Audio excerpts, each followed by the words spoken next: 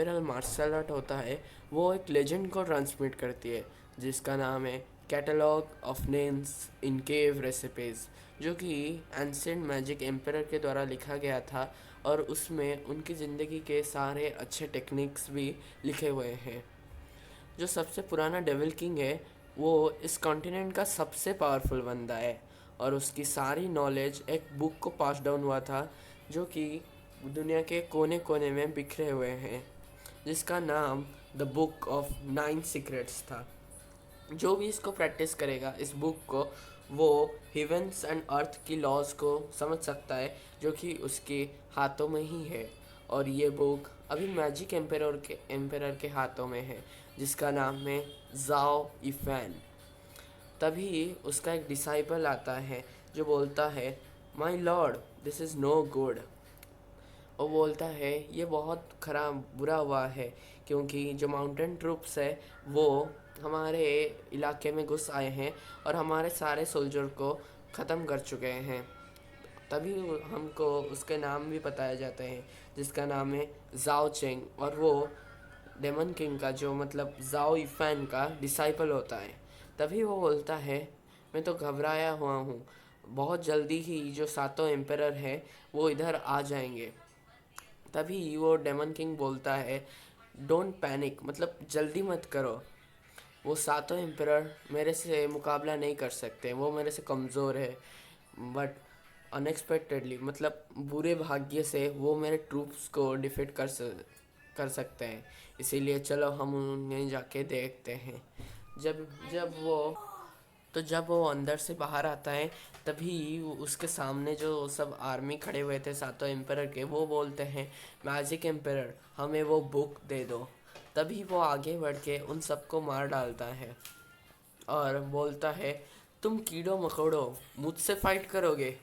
तभी उसको एक साउंड सुनाई देता है, जो कि सातों एम्परर का होता है। तभी वो बोलते हैं, मैजिक एम्परर जाओ फैन, हम तुमको नहीं छोड़ेंगे। तभी हमें सातों एम्परर को भी दिखाया जाता है। तभी जो उसमें सातों में से जो लीडर बनता है वो बोलता है, हमें वो 9 सीक्रेट का बुक दे दो तो हम तुम्हारी ज़िंदगी को छोड़ देंगे। तभी वो बोलता है, मतलब हमारा हीरो बोलता है, द एम्पर ऑफ सोड, मैं तुम सबका लीडर हूँ और मैं सेंचुरी के द्वारा भी रिकॉग्नाइज कर चुका हूँ। इसीलिए अगर तुम मिलकर भी मेरे ऊपर अटैक करोगे तो तुम मुझे नहीं हरा पाओगे। सो तुम इधर क्यों आए हो? क्या मरने चाहते हो? तो इधर से चले जाओ। तभी वो मेन बंदा बोलता है, क्या तुमको तुम्हारी सिचुएशन पता है? अभी तुम पूरे सेंचुरी के दुश्मन हो। क्या तुम सोचते हो कि सेंचुरी में कोई भी तुमसे स्ट्रांग नहीं है? तभी उनके पीछे से एक बंदा बाहर आता है, जो उसका नाम बुलाते है जोई फैन। वो बुक हमको दे दो, क्योंकि वो बुक एक रेलिक है हमारे एंसेंट एम्परर का, जिसका नाम होली लैंड से जुड़ा हुआ था। तभी डेमन किंग के पीछे, मतलब हमारा हीरो के पीछे जो लड़का खड़ा था, जो उसका डिसाइपल होता है, जिसका नाम जाओ चेंग होता है, वो बोलता है, माय लॉर्ड, ये तो बहुत बुरा हुआ, क्योंकि ये तो होली लैंड का स्ट्रॉन्गेस्ट एम्परर है। तभी वो मतलब हमारा हीरो बोलता है, डेमन किंग बोलता है, क्या मैं पूरा होली लैंड का एनिमी हूँ? अच्छा, अगर मैं विलेन भी बन जाऊँगा ना, तब भी मैं तुमको मार दूँगा। तभी उसको एक धोखा एहसास होता है। तभी उसके पीठ के पीछे से कोई उसके दिल में एक खंजर घोंप देता है। तभी वो पीछे घूमता है, कि जब वो देखता है कि वो तो जाओ चेन होता था, जो उसी की ही डिसाइपल था। तभी वो बोलता है, अच्छा तो ये तुम ही हो वो धोखेदार जिसने द बुक ऑफ 9 सीक्रेट्स और हमारे माउंटेन ट्रूप्स के बारे में इंफॉर्मेशन लीक किए थे। और पर ऐसा क्यों किया तुमने? मैंने तो तुम्हें बड़ा किया और तुम्हें पढ़ाया भी, जब जब भी तुम छोटे थे। So why did you betray me, मतलब तुमने मुझे क्यों धोखा दिया? तब वो बोलता है, my lord, even though you are my master, पर तुम्हें द बुक ऑफ 9 सीक्रेट को खुद के लिए आजमाना नहीं चाहिए। तुम तो मुझे भी पढ़ने नहीं देते थे, जैसे कि मैं कोई चोर था। तभी वो बोलता है, तुम मेरे बारे में जो भी सोचो, पर आपको तुमको तो समझ में आ चुका होगा कि तुम इधर से बच के नहीं जा सकते। तो जो हमारा डेमन एम्पेरर होता है, मतलब मैजिक एम्पेरर जो जाओ यीफैन, वो ज़ोर ज़ोर से हंसने लगता है और बोलता है, मैं तुम्हें बड़ा किया हूँ और तुम्हें सिखाया भी हूँ, पर मेरे को नहीं पता था कि तुम इतने नैरो माइंडेड हो दैट जो कि तुम अपने मास्टर को ही धोखे दे सकते हो। और तभी वो बोलता है, मैं अपने साथ ये 9 सीक्रेट्स ऑफ द बुक को भी डिस्ट्रॉय कर दूंगा, इसीलिए उसे जो कि कोई भी नहीं ले सकता। तभी वो सब चिल्लाते हैं, ये बहुत बुरा हुआ, ये तो सेल्फ डिस्ट्रक्ट हो रहा है। तभी डिस्ट्रक्ट होने के बाद चेंज करके हमें एक बच्चे को दिखाया जाता है और उसके माथे पर भी एक ब्लू कलर का निशान चमकता है, जैसे कि डेमन एम्पेरर के माथे में भी होता है। तभी वो बच्चा जागता है और बोलता है, ये क्या, मेरा बॉडी। और हमें समझ में आता है कि ये तो वही डेमन एम्परर ही होता है जिसका रिबर्न हुआ है एक सर्वेंट के बॉडी में। तभी वो सोचता है कि मैं रिबर्थ हो गया और एक ये छोटे बच्चे के बॉडी में, ये तो बहुत बुरा हुआ। और तभी उसको एहसास होता है कि उसका तो कल्टीवेशन भी अब तक ज़ीरो हो चुका है, पर वो अपनी पुराने यादें, मतलब पुराने जन्म का जो मैजिक एम्परर जब था उस समय का जो यादें हैं उसके पास है, इसीलिए वो खुद के बॉडी को ट्रेन कर सकता है। तभी दो वुल्फ बीस्ट जंगल से निकलते हैं और उस पर अटैक करने लगते हैं। तभी वो अपना थोड़ा सा पिछले जन्म का जो पावर है वो थोड़े समय के लिए ही रिलीज़ करता है। उसी में वो, मतलब जो वुल्फ्स होते हैं उसी में डर के भाग जाते हैं और पूरा जंगल भी कांप उठता है, जिसलिए चिड़िए भी उड़ जाते हैं। तभी एक बंदे को दिखाया जाता है जो साइड में बैठे हुए बोल रहा था, जूओ फैन मेरे को बचाओ। और इससे हमको समझ में आता है कि जो नया लड़का, मतलब जिसके बॉडी में हमारा हीरो रिबर्थ हुआ है, उसका नाम जूओ फैन है। तो तभी वो, मतलब हमारा जो हीरो है उसके तरफ मुड़ता है और सोचता है, क्या ये ओनर का कुछ जानने वाला है। और सोचता है ये तो सेकंड लेयर में है और इसका पावर तो बहुत अच्छा है मेरा ऑब्जर्वेशन के लिए। तो वो उसके पास जाता है और उसका मुंह को ज़ोर से पकड़ता है। तभी वो बंदा चिल्लाता है, क्या कर रहे हो तुम। और फिर बोलता है, तुम तो जोफन नहीं हो तो तुम कौन हो।